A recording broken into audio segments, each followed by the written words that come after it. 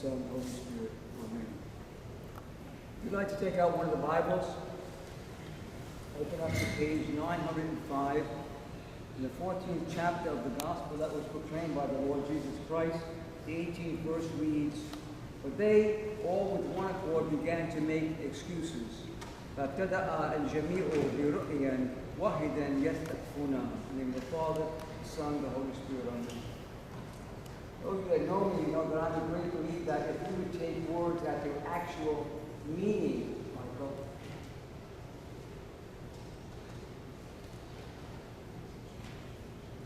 you could get a different understanding of the words. The subdeacon and I today were talking about the fact that in some languages there's a particular nuance or maybe a slang or running together of words that if you don't know that language, you might not understand it. You don't get the meaning of that. He gave us an example of thou shalt eat children,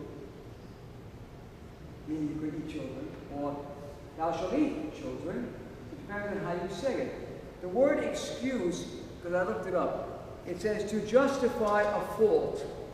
And excuse is to justify a fault. So consequently, if I'm walking over here and excuse me, that was a fault bumping into it, right? So an excuse is something that we use to justify a fault. But there's another time when I, as a priest, hear the word excuse. Oh, excuse me, Father, I didn't get to church today because I overslept. Or I didn't get to church today because somebody called me. Or I didn't get to church today because of this and this and this and this. All those thises, all those excuses. First of all, the call. Let me tell you something about the call.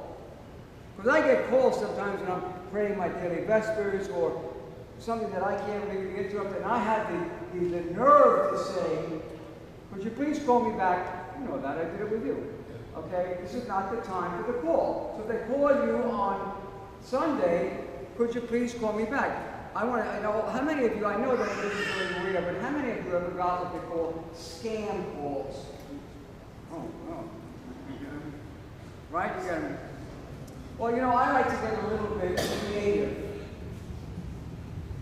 I know one time somebody called me and they said, is the director of music there? So I said, you know, she's lying on the floor dead. She was waiting for you to call her, and you didn't get to her till now. Click. What I'm getting at is that the excuses that we have, most all of them, unless it's an emergency we understand.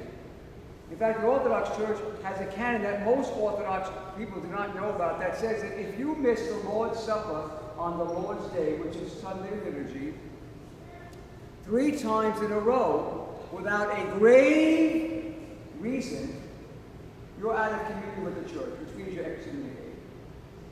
Now, if we enforce that, the majority of the people that show up on Pascha and Christmas would be excommunicated because they keep missing over and over again. But those of you who are faithful that want to come to church, you need to be prepared. That's what the Sabbath is for. The Sabbath is intended for you to be prepared so that you get all those things out of the way that you can go to church. And let me tell you, in case you think, well, Father John, you know, I got a flat tire or the car wouldn't start, I'd be saying you could call an Uber. I said, well, we had a lady, God rest her soul, from Syria who was crippled. I think I'll always remember this. She came to church one Sunday and the elevator was not working. You know, the problem with our elevator is that it has a notoriety that never gets forgotten. You could be working for 10 years straight, or be son of a is the elevator working? The elevator works. Thank God. The elevator was not working that day. This is a woman that was crippled from the waist down. Stairs on the back here. She crawled up the stairs. She crawled up the stairs because she was a heavy lady. She came on all fours, dragging herself into church. Now that to me is someone that is determined that they're going to be in church, because she had enough excuses to fill a boatload with. So our excuses are usually the results of our not preparing. So what is your excuse for not communing with Jesus at the liturgy? No proper preparation. I take it very seriously. Someone asked me one time, I said, well, how early can I get to the church? I said, well, I'm usually there between 6:30 and 7. They said, what time is the first service? I said, 9 o'clock, which is the matinee service. They said, why are you there that early? And I was there today at 6:40. 6:40. And still, we did not begin the God Vinci Blessed is the Kingdom until 10:20. About 10:20. Because there are always things that come up. So I actually come to church on Sunday morning anticipating that something's going to come up that I have to address. If I tell you how many times the air conditioning did not work, and when I came to church earlier this morning, I was trying to find out why it didn't work. Even today, we have a separate window unit in the hall, in the Holy Altar, which is there really mostly for Subdeacon Charles, because that man is never cool. He would never be a barometer. Don't ever ask Subdeacon Charles if it's warm, because it's always warm to you. God bless him. And it did not work. Now, I remember when I came to church this past Thursday, and I came yesterday, that the little door to where all the breakers are was ajar. I said, put the air conditioning on for you. He said, it's not working. So I remembered. I went over to that and I started to switch some breakers, and thank God my friend Larry showed up, who really knows the breakers. But the point that I'm bringing out is we could have just left it alone.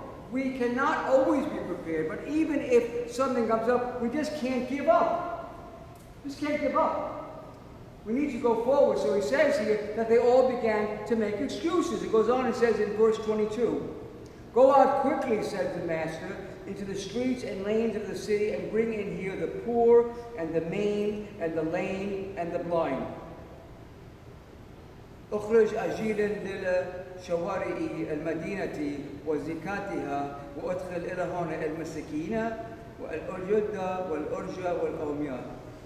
Before I speak about that, I just want to explain to you, because when I was reading this gospel lesson before, I felt a little bit uneasy, the word slave. And we're living in a society that likes to change history. One of my favorite examples is where you will see a movie that takes place in the Second World War with Nazi troops, and they have some black soldiers. And I'm thinking like, hello? The Nazis didn't like the black people. Why? Because why? We want to be inclusive. But the fact is that I like things to be accurate.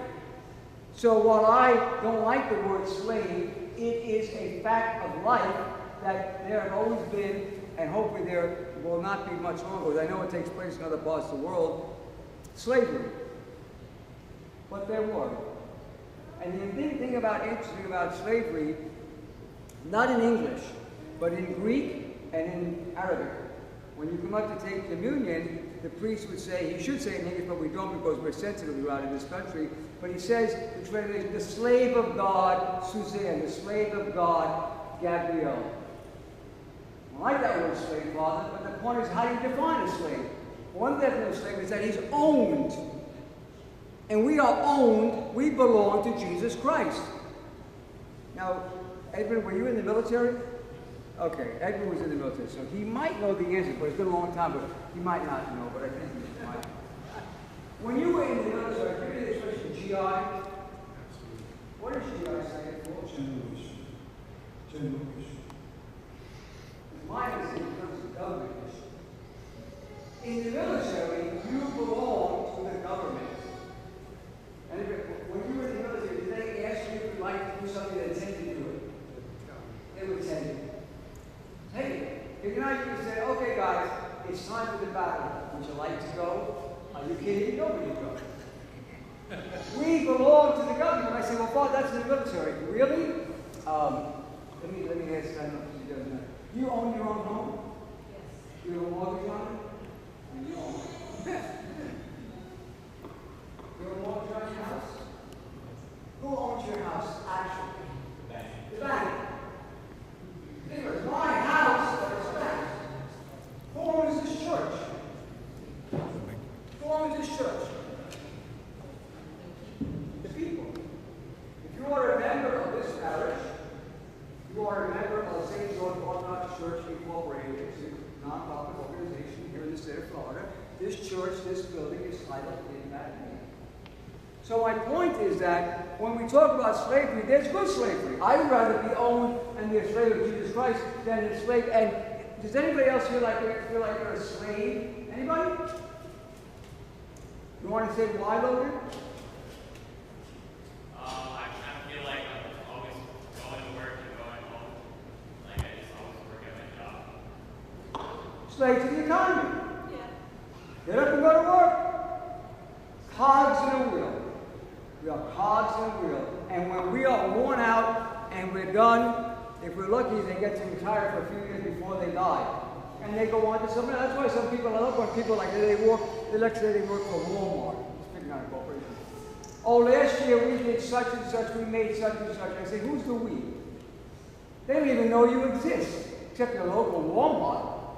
So we identify, when in reality we are not getting anything out of it at all. So we are slaves to the economy, slaves to the culture. Now get it out here, go out quickly in the streets and bring in the poor, the lame, the blind, and the maimed. Bring in the poor in conviction, in grace. There are a lot of people that are actually technically members of this church who are poor in conviction. Poor in conviction. Because what are they doing? They are more concerned about their bills and what they have to get done in order to survive in this economy. So they're not convicted that they should be in church on Sunday. They might be on their phone and they might be texting or reading emails, but they're not really into this. Bring in the maimed. Who's the maimed? Those who have been hurt by life. Come on early on a Sunday morning. There were like 10 people sleeping outside on Wall Street today. Ask them why they're there. They are people that have been maimed. They have been hurt by life. Whether it was their doing or their participation is not the point. They are maimed because of life. Bring in the crippled. People are crippled with sin, despair, anger, revenge, and sorrow. It cripples them. It cripples them. It stops them from doing the things they would like to do in life because they are so burdened, they're so overloaded with these things. Bring in those whose hearts are not seeing the Lord's love. Now, if I said to anybody, if I said to, let me pick on somebody else here. If I said to, listen, I don't listen to anything.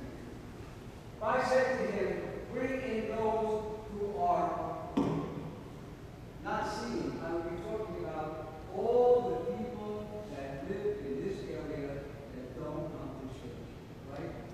There's plenty. Plenty! You don't believe me? Wait till Palm Sunday. More than even Christmas. We don't get as big a crowd on Christmas. You understand why we don't get as big a crowd on Christmas as we would on, say, Palm Sunday? Every night you want? What do people do? A lot of people do on Christmas. Because the liturgy is on Christmas Eve. What do you think a lot of people do on Christmas Eve? But they didn't go to church. Now you're walking. How do you walk? The closest thing we have to that makes sense in our culture happened to, I know it happened to Sophia. Didn't they give her a baby shower before he was born? Now imagine they gave her a baby shower. They gave her a baby shower. They did not give her a birthday party for the child that was in her son. They didn't. In fact, there are people that consider bad luck. My grandmother, my mother's mother, okay? Her father had 4 sons, had a lot of miscarriages, and it was on Pascha Sunday, or before Pascha Sunday, he had gone from Zalbek, which is in the mountains of Lebanon, to Beirut to buy Pascha clothes for his children. And his wife was really due to have this baby. True story. And he met some lady coming back from Beirut, and she asked him where he had been. He said, I was buying some clothes for my children for Pascha. She said, what about the one in her stomach? She miscarried the baby that night. God knows truth. So we would not have a birthday, but those of us that have more of a Mediterranean, what's the word for, superstitions, would not have a baby shower, a baby birthday party until the baby is born. Yet in America, We have all these Christmas parties, and what do Christmas? Let me ask you another question. I'll ask Craig. You ever been to a Christmas party in this country? To a Christmas party? Yeah. Absolutely. Okay. Tell me what goes on. You know, not just one. What goes on at Christmas? Singing, dancing, having a good time, drinking, Oh, eating. I heard that. Drinking. And then you go into a Christmas party where people were drunk. James, come on, get on it. Yeah, I'm wrong. That's the problem. When you think about it, I don't go to any, the only thing I go to sometimes when I'm really hungry. Yeah. I go to my daughter Rita's holiday. Otherwise, she goes to a holiday party. This is the stupidest expression. I was going, happy holidays is stupid. What's a holiday? Do you have a holiday? Yeah. Where do you go on your holiday? She went to Berlin. That's a holiday. You get time off from work. Why is Christmas a holiday? Because people are off? No. You say happy holidays, you go through on any people who say happy Christmas. Just for your information, Christmas is not the proper greeting. The proper greeting is Christ is born, and the response is glorified. Christmas comes from Old English, where people would go to church in England on the birth of Jesus Christ, and they would go to Mass. But you know or not, in the Church of England in England, they refer to the liturgy, the years referred to as the Mass, just like the Romans do. So they would say they would have a happy Christ Mass. That's where Christmas comes from. The proper terminology in French, in Italian, in Spanish is Nativity, Natale, Navidad, Noel. So my point is that we are sitting here and we have many, many people whose hearts are not seeing the Lord. When you go to a Christmas party, how many of you go to a Christmas party and really talk about Jesus? Talk about the birth of the Lord, the birth of our salvation. Nobody does that. Of course, if they do, they say, oh, you must be from Father John because he's not like you are. But that's what it's all about. It's all about Jesus. Somebody gave me a little girl, I found it maybe the other day, said focus on Jesus. And that's what, we have a couple that came to church today. And I said to the lady something about that, you're here because you love Jesus. She goes, yeah, I do love Jesus. That's why we're here, because we love Jesus. So we need to bring in those people that are blind, whose hearts are not seeing the Lord. And finally, he says in verse 24, for I say to you that none of those men who were invited shall taste of my supper. لأني أقول لكم إنه ليس واحد من أولئك الرجاء المدعوين يذوق الشيء. Even one member of the church, I want you to know this. Who was it? Oh yeah, somebody recently baptized who was supposed to be here today, who's not here today. He called me up this week and he said to me, I don't know if you've noticed I haven't been there for the last 3 weeks. I said, are you kidding me? I know when any of you are not here. I looked for you for the last 2 Sundays. I did. I know when you're not here. You might say, well, that's because you don't have hundreds of people. Even we had hundreds of people. I know who doesn't come on Palm Sunday. I know who doesn't come on Pascha. I know it because I'm connected to you people. So he says here that even one member of the church that's not here, we long for. We long for. So when you're not here, it's not a matter of just putting somebody in the place. It's the fact that part of the body is not here. Part of the family is not present. Now this coming Christmas Day, God willing, I have people coming to my home. All of my family, God willing, should be there except my son Douglas, who's in Beirut. I will notice, I will feel the absence of my son. So that's how I feel, and that's how the Lord feels when you're not here and maybe at home fixing something or doing something on the computer. Every person is supposed to be here so they can taste of the Lord's Supper. Now, converts, let me ask you, Suzanne. You know, Suzanne Tyndall is a convert. And you remember the church you went to when you first came to St. George's many years ago? Because I remember. I didn't go to church. You were a part of something, yeah. No, when I was a child. Now I'm talking about a child. Did you used to go to the Unitarian church? When I was a child. So when I asked you when I first met you, what church did you come from? You said Unitarian. Well, that was the other church that Okay, but you said Unitarian. The point is, she's a convert.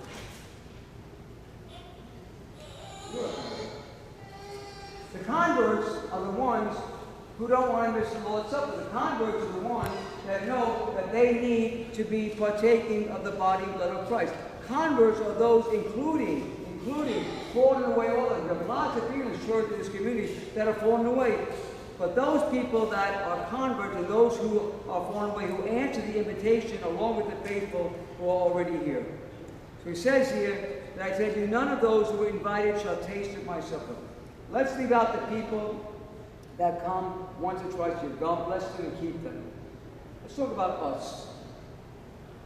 He says, they will not be there, they are not, none of those that were invited shall taste of my supper. I had, and let's get our terminology crazy. Gabrielle, when do you eat dinner? Approximately. In the morning? Oh, yeah. 8 p.m. Is that true for most of you? How many of you eat your supper or your dinner before 6 o'clock? How many of you eat your dinner after 6 o'clock? No, 6 o'clock. Can anybody tell me Spain, Italy, France, Portugal, what time do they eat dinner approximately? 4. What? 11 p.m. 10 to 11 p.m. 4 o'clock. What did you say? 10 to 11 p.m. That's even crazier. That's even crazier. When I was in France, 4 o'clock. okay, in the city, they ate late. In Greece, in Athens, look, I'm talking night, they don't have to do that. That's not what the body clock is supposed to tell you to do. You should be eating dinner in the afternoon. Now, we have with us today a threat to famous Amos. She makes the best chocolate chip cookies that are eaten. Her chocolate chip cookies should only be eaten in the evening. Her chocolate chip cookies to me should be eaten after breakfast. Because there's a lot in it. Right in at night, dinner is your biggest meal of the day for most people, would you agree? And when you eat dinner, 8 o'clock, 9 o'clock, 7:30, and what do you do afterwards? You go to sleep. And all that sits in your stomach. You want even later?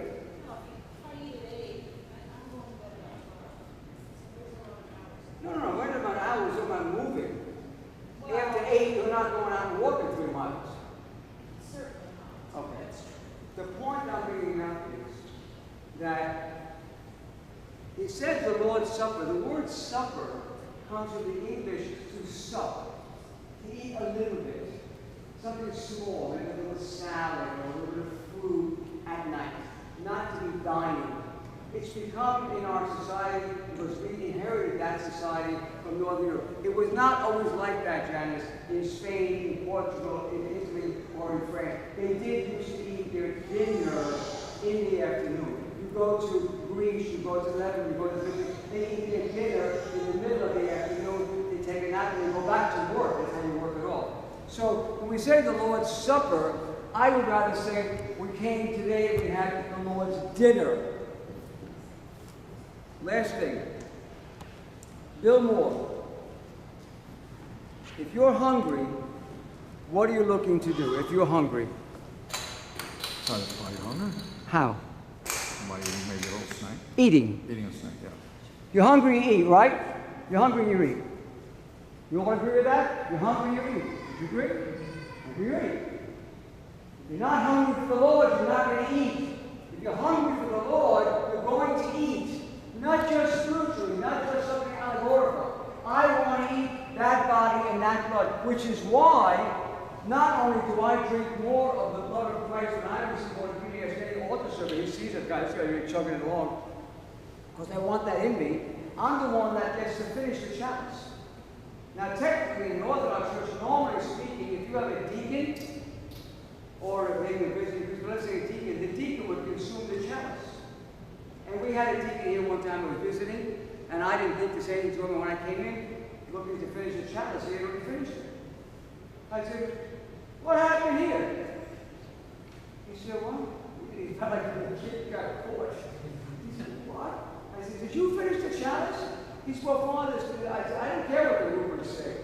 I want to finish the chalice. I want that body and blood of Jesus Christ. I need that. I need to die on it. Now, I remember one time somebody said, well, that's like a vampire.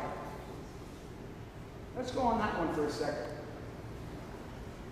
Alex, you're Romanian, so you should know the answer to this question. I mean, hello, we know what Transylvania is, right, Maria? Is it Romania? Oh, no, of course, there was no vampire. But the legend of vampires, why do the vampire need blood? Because they have none of their own, they're undead. Say something more than that. Nourishment. What? Nourishment. Nourishment. They can't live without. That's just not good. Don't go out for it. But they need to live. I need for not only my physical health, but for my spiritual being, I need to eat and drink the Holy Communion. I need it. And if I don't have it, I'm miserable. My life is rougher, my life is more difficult. So people that make an excuse not to come to the Lord's Supper or dinner are denying themselves the sustenance of life.